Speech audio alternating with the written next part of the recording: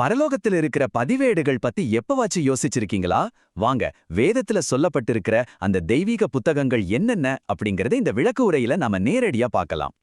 பரலோகத்துல எத்தனை புத்தகங்கள், அதாவது எத்தனை பதிவேடுகள் இருக்குன்னு உங்களுக்கு தெரியுமா? ஒன்னா இல்ல ரெண்டா? நம்மள பல பேரு ஒரே ஒரு புத்தகத்தை பத்தி மட்டும்தான் கேள்விப்பட்டிருப்போம். ஆனா வேதாகமத்தை ஆழமா படிச்சு பார்த்தா அங்க பல கணக்கு புத்தகங்கள் இருக்குங்கிறது தெரிய வரும். இதுல ரொம்ப ஆச்சரியமான விஷயம் என்னன்னா, குறைஞ்சது 7 தனித்துவமான தெய்வீக பதிவேடுகளை பத்தி வேதாகமம் குறிப்பிடுது. ஞாபக புத்தகம், ஜீவ புத்தகம், அப்புறம் கண்ணீரின் புத்தகம்னு லிஸ்ட் போய்கிட்டே இருக்கு. இது ஒவ்வொன்றும் தேவனுடைய நீதியையும் அவர் எவ்வளவு துல்லியமா செயல்படுறார் அப்படிங்கறதையும் காட்டுற மாதிரி வெவ்வேறு நோக்கங்களோட இருக்கு.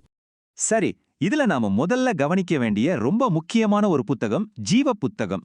சுருக்கமா சொல்லணும்னா இது தேவனுக்கு சொந்தமானவங்களோட பெயர்கள் அடங்கிய ஒரு ஃபைனல் ரெஜிஸ்டர். இறுதி நியாய தீர்ப்பு நடக்கும்போது மீட்கப்பட்டவங்களை அடையாளம் காட்டுற ஒரு முக்கியமான ஆவணம் இதுதான். இந்த வசனத்தை கொஞ்சம் கவனிச்சு பாருங்க. ஜீவ புஸ்தகத்திலே எழுதப்பட்டவனாக காணப்படாதவன் எவனோ அவன் அக்னி கடலிலே தள்ளப்பட்டான். வெளிப்படுத்தின விசேஷம் 20:15. இத ரொம்பவே ஆணித்தரமா சொல்லுது. அதாவது ஒருத்தரோட இறுதி ரட்சிப்பை தீர்மானிக்கிறது இந்த ஒரு புத்தகம் மட்டும்தான் அப்படிங்கறத இந்த வார்த்தைகள் நமக்கு ரொம்ப தெளிவாவே உணர்த்துது. இப்ப இதுல ஒரு சுவாரஸ்யமான விஷயத்துக்கு வருவோம். இந்த ஜீவ புத்தகத்தை அங்க இருக்கிற மற்ற புத்தகங்களோட நாம ஒப்பிட்டு பார்க்கணும். வேதாகமத்துல இது பன்மையில சொல்லப்பட்டிருக்கு. மனுஷங்க செஞ்ச செயல்கள், அவங்களோட கிரியைகள், இது எல்லாத்தையும் ரொம்ப விளக்கமா பதிவு செஞ்சு வச்சிருக்கிற ஒரு முழுமையான தணிக்கை பதிவேடு, அதாவது ஒரு ஆடிட் லாக் அப்படின்னு இதை சொல்லலாம். தேவன் நம்ம செயல்கள் ஒவ்வொன்னையும் எவ்வளவு துல்லியமா ரெக்கார்ட் பண்றார் அப்படிங்கறத வெளிப்படுத்தின விசேஷம் 20:12 உறுதிப்படுத்துது. மரித்தோர் அந்த புஸ்தகங்களில் எழுதப்பட்டவைகளின் படியே தங்கள் கிரியைகளுக்கு தக்கதாக நியாயத்தீர்ப்படைந்தார்கள்.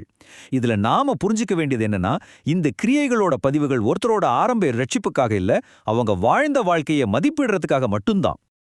அப்போ இது ரெண்டுக்கும் நடுவுல இருக்கிற அந்த பெரிய வித்தியாசம் என்ன? சிம்பிள். ஜீவ புத்தகம் உங்களோட நித்திய விதிய, அதாவது உங்க ரட்சிப்பை தீர்மானிக்குது. ஆனா மற்ற புத்தகங்களோ நீங்க பூமியில செஞ்ச கிரியைகள், உங்க உண்மைத்தன்மை, இதையெல்லாம் மதிப்பீடு செய்து.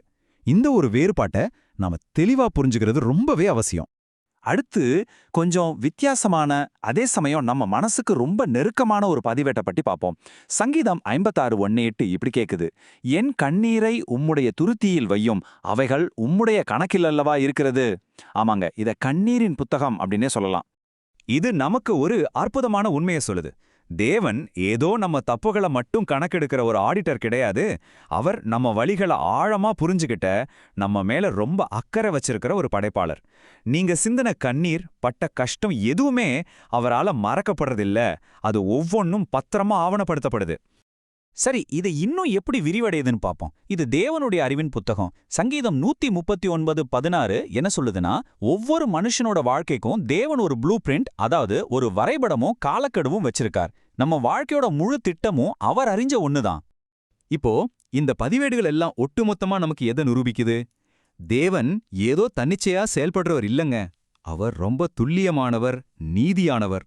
உங்களோட விசுவாசம், நீங்க செஞ்ச நற்கிரியைகள், நீங்க வடித்த கண்ணீர், இப்படி உங்க வாழ்வின் எந்த ஒரு சிறு பகுதியும் வீணாகிறதில்ல, தொலைஞ்சு போறதும் இல்ல. எல்லாமே ரொம்ப பத்திரமா பதிவு செய்யப்பட்டிருக்கு. இப்போ நாம இந்த விளக்க உரையோட ரொம்ப முக்கியமான ஒரு பகுதிக்கு வந்துட்டோம்.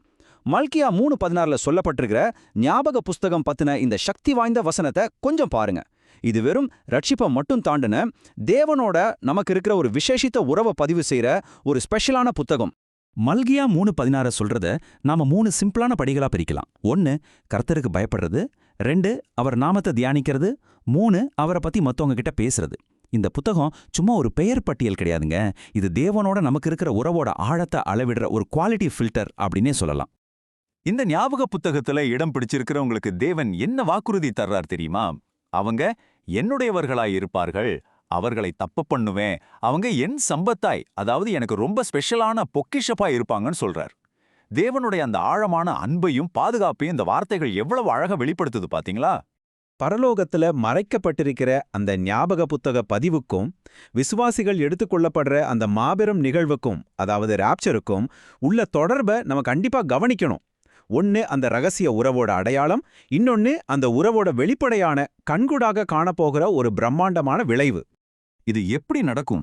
இதுக்கான தெளிவான வேத ஆதாரம் 1 தெசலோனிக்கேயர் 4:16-17 இருக்கு. கர்த்தர் தாமே வானத்திலிருந்து இறங்கி வருவார், பின்பு உயிரோடு இருக்கும் நாமும் மேகங்கள் மேல் எடுத்துக்கொள்ளப்பட்டு விசுவாசிகள் எடுத்துக்கொள்ளப்படுதலுக்கான, அதாவது ராப்சருக்கான ரொம்ப அடிப்படையான வேட பகுதி இதுதாங்க. இப்போ போன வசனத்தை லூக்கா 21:36 கூட கொஞ்சம் கனெக்ட் பண்ணி பாருங்க. இனி சம்பவிக்கப் போகிற இவைகளுக்கெல்லாம் நீங்கள் தப்பி எப்பொழுதும் ஜெபம் பண்ணி விழித்திருங்கள். இதுல இருந்து என்ன தெரியுது? தப்பிக்கணும்னா ஆவிக்குரிய விழிப்புணர்வோட எப்பவும் ரெடியா காத்திருக்கணும். வெறும் பேருக்கு விசுவாசியா இருந்தா மட்டும் பத்தாது. நிறைவா நம்ம பார்த்த இந்த வேத ஆதாரங்கள் எல்லாத்தையும் ஒன்னா சேர்த்து பார்த்தோன்னா ஒரு விஷயம் தெளிவா புரியும். உண்மையாவே கிறிஸ்துவுக்கு சொந்தமான எல்லாரும் எடுத்துக்கொள்ளப்படுவாங்க. ஆனா அந்த ஞாபக புத்தகம் ஆவிக்குரிய வாழ்க்கையில ஆக்டிவா இருந்து எப்பவும் விழிப்போடும் பயபக்தியோடும் காத்திருக்கிறவங்கள தனியா சிறப்பித்து காட்டுது. இந்த ஆயத்தம் அப்படிங்கிறது அவர் நாமத்தை தொடர்ந்து தியானிக்கிறதும் அவரை பத்தி மத்தவங்க கிட்ட பேசுறது தான். இந்த விளக்க உரைய முடிக்கிறப்போ நான் உங்ககிட்ட நேரடியா ஒரு கேள்வியை கேட்க விரும்புறேன். ஒருவேளை இந்த பரலோக பதிவேடுகள் இன்னைக்கு திறக்கப்பட்டா அதுல இருக்கிற உங்களுடைய பக்கங்கள் என்ன கதைய சொல்லும்? நீங்க விழிப்போடவும் ஆயத்தமாவும் இருக்கீங்களா?